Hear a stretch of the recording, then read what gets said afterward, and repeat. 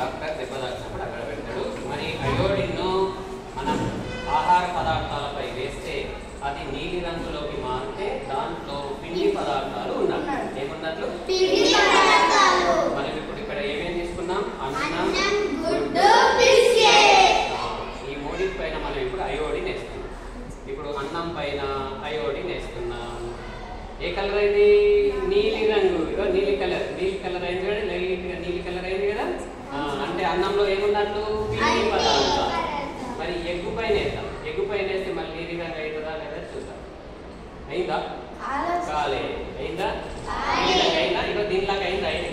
కాలే. అంటే ఎగ్గులో పిండి పదార్థాలు లేదు. మరి ఇప్పుడు బిస్కెట్ పైన వేస్తున్నాం. నీలి రంగు అయిందా? అంటే బిస్కెట్ లో ఏమున్నట్లు? ఏమున్నట్లు? ఇట్లా అయోడిన్ లో మనం పిండి పదార్థాలను గుర్తించవచ్చు. ఏ పదార్థాలను గుర్తించవచ్చు? ఆహార పదార్థం పైన అయోడిన్ వేస్తే అది నీలి రంగులోకి మారితే అందులో పిండి పదార్థాలు ఉన్నాయి. నీలి రంగులోకి మారకుంటే పిండి పదార్థాలు లేదు. అన్నంలో పిండి పదార్థం ఉంది, నీలి రంగు మారి. గుడ్డులో పిండి పదార్థం ఉందా? లేదు. అయోడిన్ వేసినప్పుడు నీలి రంగు. మళ్ళీ బిస్కెట్ లో పిండి పదార్థం ఉందా? ఎందుకుంది? ఎట్లుందని చెప్తున్నాం? అయోడిన్ వేసినప్పుడు నీలి రంగులోకి. కాబట్టి బిస్కెట్ లో పిండి పదార్థం ఉంది. ఇదేంటిది? ఇదేంటిది? ఇదేంటిది? ఇట్లా వద్దు, దాని మీద పడతారు. పట్టుకొని